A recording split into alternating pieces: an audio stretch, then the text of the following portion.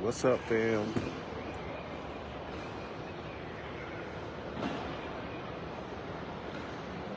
What time is it?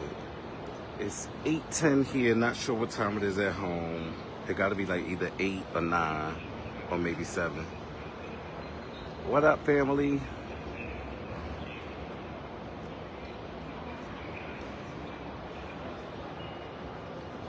What's good? What's good, America? What's good, America? What's up, family? I am in Korea right now. What's up? Can y'all hear me? Can y'all hear me, family? I am so ready to get home. I am so ready to get home. Today is Monday. It is Monday morning at 8:20 a.m. here. I am not even sure what time it is at home, but I am on my way home. I'm in Korea right now. I'm in Seoul, Korea. I've been to Tokyo, Japan. Hey, sister, Apostle. I've been to where did I go? I'm so confused. My first stop was Japan, Tokyo, Japan. Hey, John Hart. I was in Tokyo, Japan. Then I left Tokyo and I went to Shanghai, China. And oh my gosh, Shanghai is beautiful. It was my first time in Shanghai. It was an amazing trip. It's 7:21. Okay, 7:21 on the East Coast. So it's 8:21 here in Seoul, Korea. Hey, Yvonne.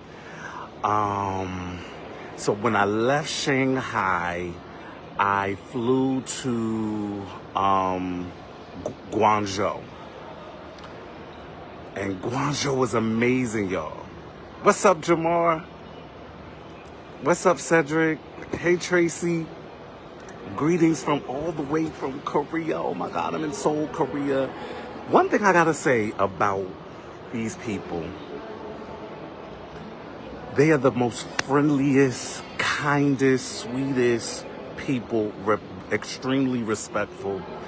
And I had an opportunity to run into a lot of Americans while I was over here, mostly Caucasian, but a few Africans too. A lot of Africans.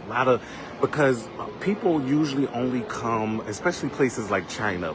Black people usually only come to China for business, because otherwise there's really nothing to do in China. You know, it's not your typical vacation spot. It's a business country. You are coming to China for the business of it. And I promised myself, hear me out, those of you who are entrepreneurs, even pastors, any type of leadership role, when you have to up your game. This is the year to do it. Otherwise, you might as well not do it. You might as well stop and do something else. If you are going to be in business, I don't care what that business is. You need to launch out and you need to find out what the rest of the world is doing if you are planning to be the top at whatever it is that you're doing. I know it's late in the evening. People are getting ready for work. But I felt an unction to jump on here. I just met this guy, this black guy from Philadelphia who lives here in, hey Tanya, who lives here in Seoul. And he had on a Philly shirt and I was like, you from Philly? And he was like, yeah. And I was like, oh, all right, you visiting? He was like, no. He was like, I moved here. Why wouldn't I move here? And I was like, I get it. Because the opportunity, I guess it has reversed. People used to move to the States for that opportunity. But now I guess it has reversed. a lot of Americans, especially black Americans, are now moving to places like Seoul, Korea, places like Guangzhou, China, and Shanghai, and Beijing, Hong Kong, places like Tokyo. I thought, I honestly thought, because I don't know if I could ever, I know I could live outside of the States, but I don't know if I would ever do it because I love everything about us in the States. And I know y'all letting Bishop Shante Younger have it right now about his statement, and I understand what he was saying, even though it may have come across, a little wrong. But I understand what he's saying. What I love about the United States of America, hey sister, thank you. First Lady Connor. My God, that Pastor Connor, that has a good ring to it. I love it. The thing is this. I totally understand why people leave and become citizens of other countries. But as far as I'm concerned, there's nothing like, I'm a church boy. Hey sister, hey Dion. Are you coming back with gifts? You're gonna have to wait and see. Getting this stuff home is crazy. I'm gonna show y'all my bags in a minute. But what I was saying was, for me, living in the United States of America, there's nothing like black culture. There's nothing like, we get on each other's nerves, but at the end of the day, baby, we bring it. We bring it so much that there are cultures here, like Korean culture, Chinese culture, who take what they see. For example, I'm talking to this Chinese guy, and his English is amazing. I'm like, did you learn how to speak English in school? And he was like, no, they don't teach English over here. And I'm like, well, how did you learn? And he said, honestly, I learned from watching The Real Housewives of Atlanta. And so in their minds, did you hear what I said? This young man learned how to speak perfect English from watching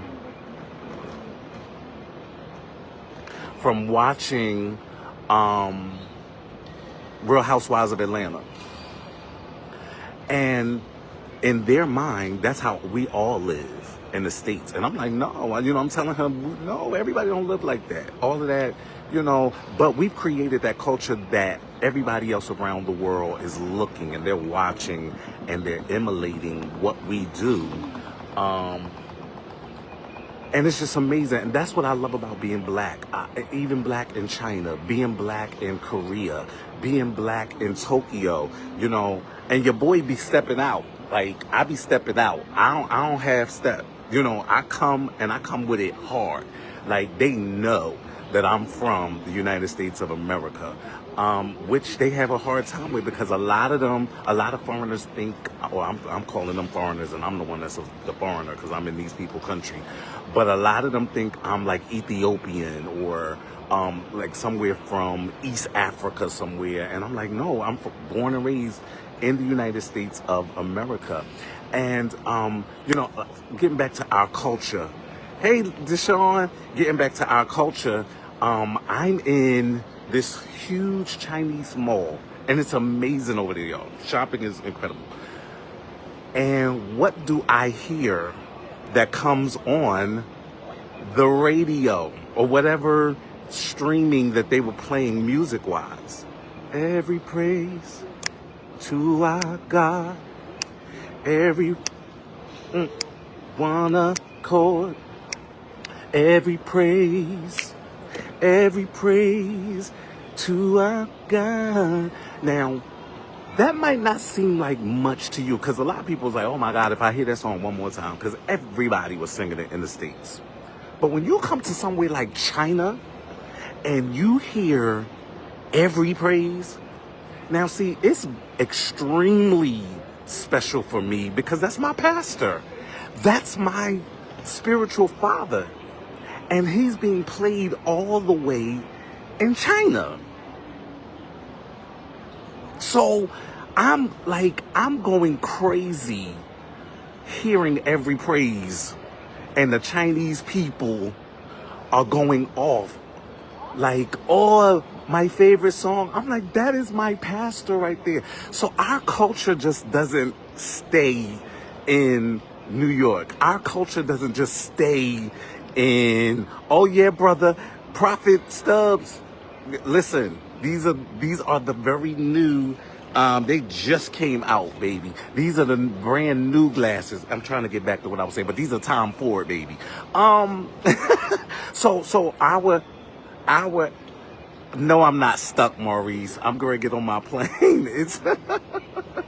I'm going to get, baby, I can't wait to get back to the United States of America, even though this is wonderful. But I'm just talking about the culture. I'm talking about having a major influence on the world as black people. How you can go anywhere and we are well respected. Now, they might be a little afraid of us because of what they see on social media, but at the end of the day, a lot of these people and a lot of these places spend a lot of time trying to be like us. And what can you say, but you can't be anything but full of gratitude. I'm grateful that I'm from the United States of America. More than that, I'm grateful that I'm a black man in the world.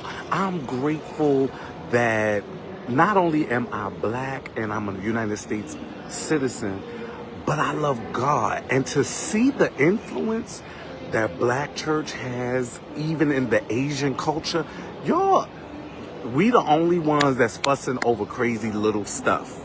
These people over here are singing every praise.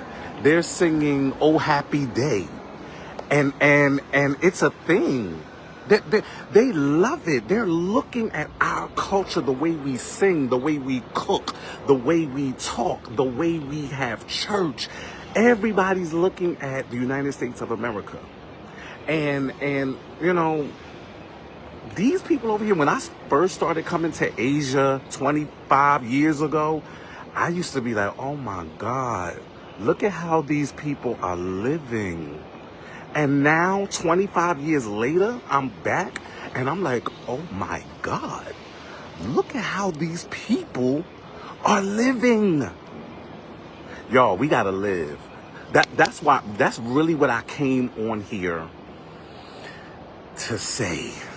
I want you to live your best life. I'm missing some of the comments. I love y'all so much. I love my people, and I don't get on live much anymore like I used to, because my life has changed in the last year. I've been very quiet. If it's not about Miss Johnny Mays or business, I have really been quiet. Because, going through major transition. I've been through major transition, but I feel my Otis Battles waking up. I feel my Otis Battles coming back. And there's nothing like living your best life. We spend so much time tearing each other down instead of lifting each other up. I want to lift you up. I want to lift you up. I want to celebrate you. And what I'm saying in this live right now is that whatever it is that you're doing, especially entrepreneurs, whatever it is that you're doing, now is the time. What's up, Joe Raleigh? Now is the time. Caroline Jones, what's up? That's my girl. Deborah Faith Walking, what's up? Now is the time to live. I don't know what you're waiting on. We can't be fearful anymore. You can't. If you're going to do it, because everybody else around us in the world, these folks are doing it. These folks are doing it, and they're doing it unapologetically so. They are coming out, taking our stuff, taking what they see us do on social media, and it's nothing new. I know y'all say, well, they've been doing that. But now they're making money from it. Now they are monopolizing in a major way. And it is incredible to see.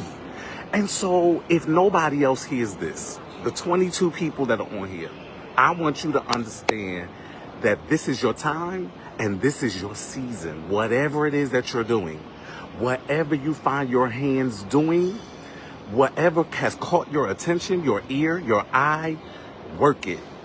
Now is the time to work it. I am so excited about my next.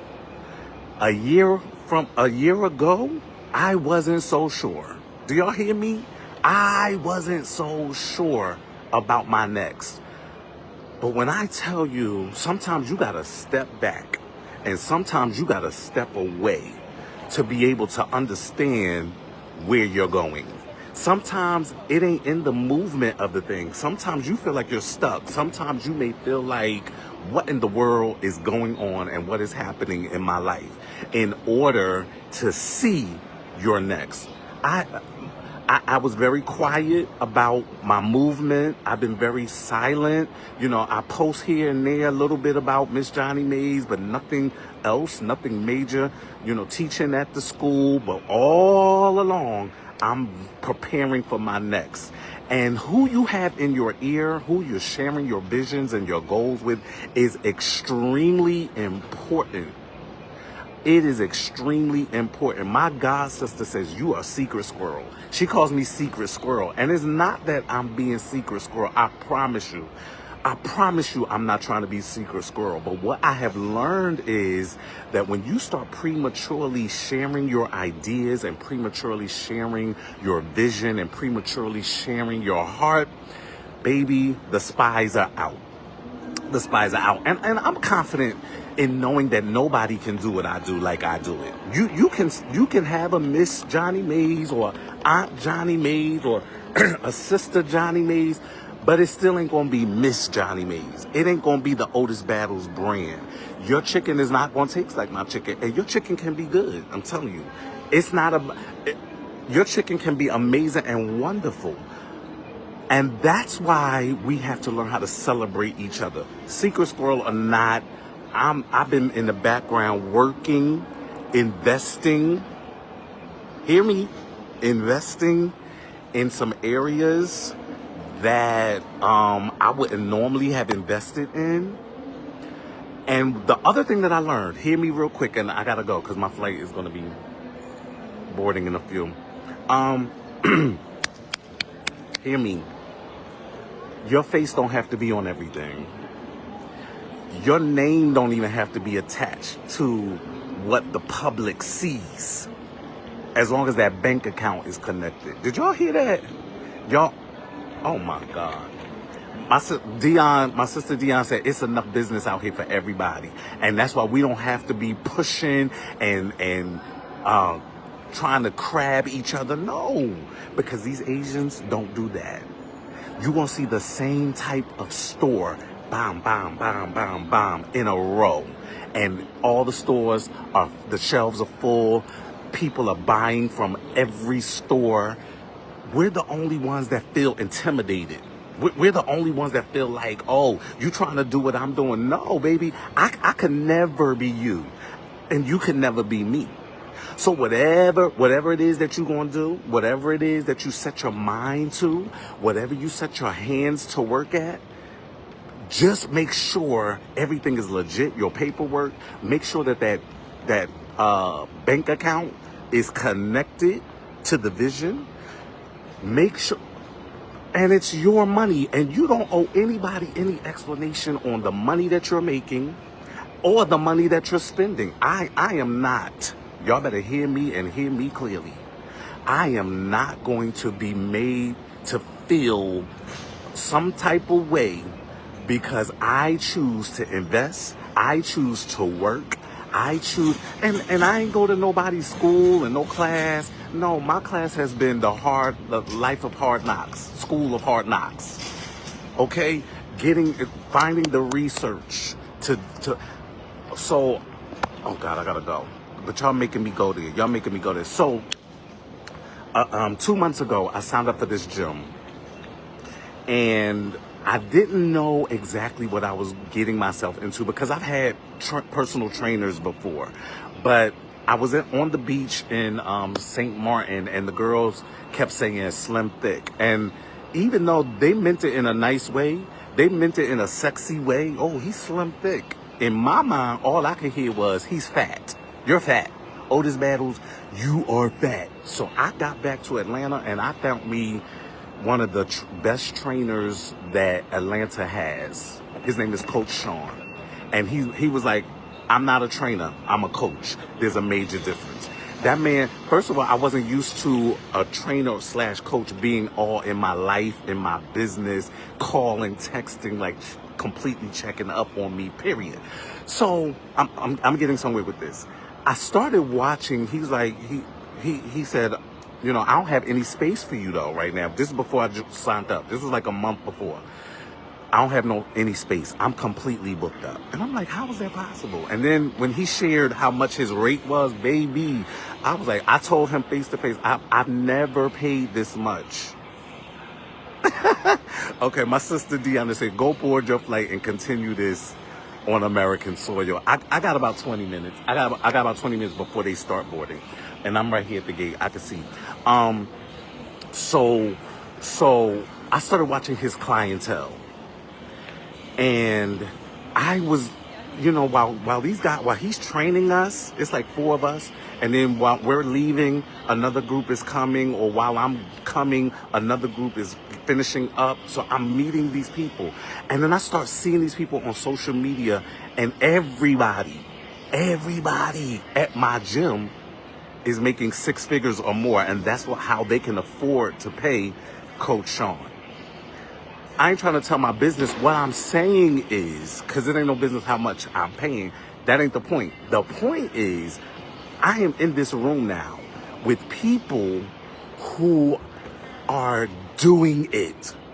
And so they look at me and they're like, yo, little brother, what, you know, and everybody's 6'2" and 6'3". I'm the shortest thing, the smallest thing, but I'm doing what I got to do.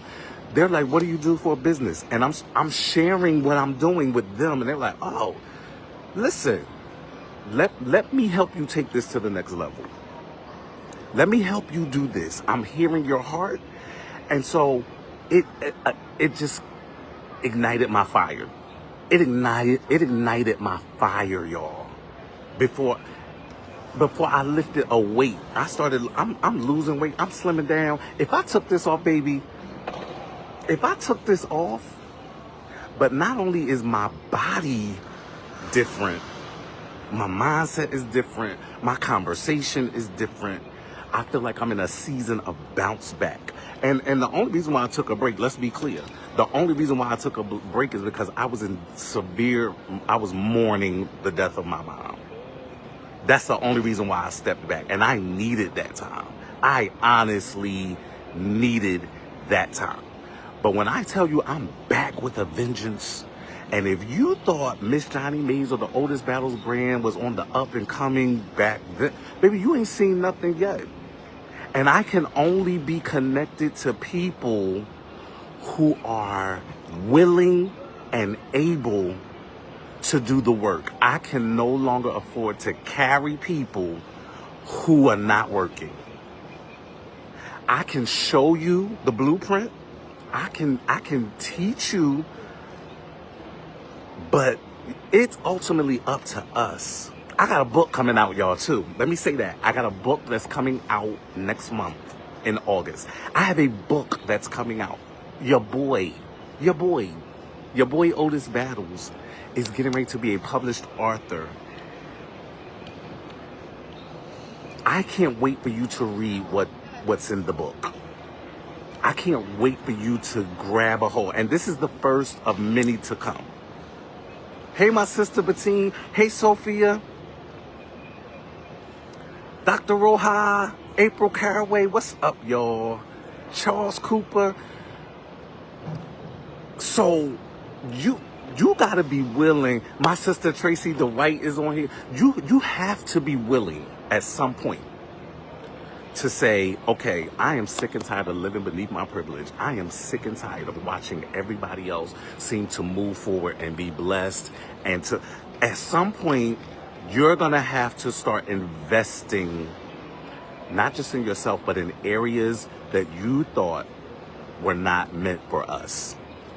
You're going to have to start investing. What time is it? Okay, I really got to go.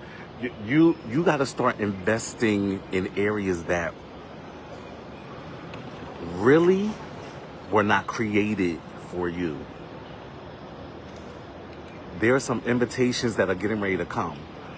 Some invites from other rooms that you had no idea existed. And this is what's going to either happen. One or two things. You're either going to go into those rooms prepared, or you're going to continue to walk in fear. And everybody, hey, I'm Tubby. I'm on my way home. Yep. Everybody in those rooms are doing the thing. My sister Tracy said we belong there. We belong in these rooms, y'all. And that's what hey, Nikki Tate, that's what you have to understand. Hey, Aunt Shirley, you belong in the room. And that's why I'm saying going into the room, showing up prepared. Your mindset and your money too. Your mind and your money. Stop making excuses. Stop making excuses. Stop making excuses and get your money up so that you can invest. And get your mind, get your thought together so that when you walk into the room, you can't go into these rooms thinking that you know everything, because you're getting ready to get some information that's getting ready to blow your mind. I sat talking to another guy yesterday in China and feeling like, in our conversation, feeling like everything that we've been taught, not everything, but a lot of it was a lie, because it was designed to hold us down and to keep us back. But when you come into more truth, all right, I gotta go. Y'all gotta get my book. When you come into more truth, when you come into the knowledge of the thing, and I've been hearing my pastor say this for many years and not really grasping it. When you come into more knowledge, when you come into more truth, then and only then are you gonna go into those rooms and seize the moment. Seize it. And quietly do it. Go in there taking notes. Don't go in there running your mouth like you know everything, because you don't. You're going to find yourself uninvited. Uh-oh. Okay. Uh-oh. Ooh, I got to go, y'all. Bye. Love y'all. Oh, my God. Pray for me. I'm going to go live again when I get back to the States. I love you, because we got to finish this conversation. Love y'all. Bye.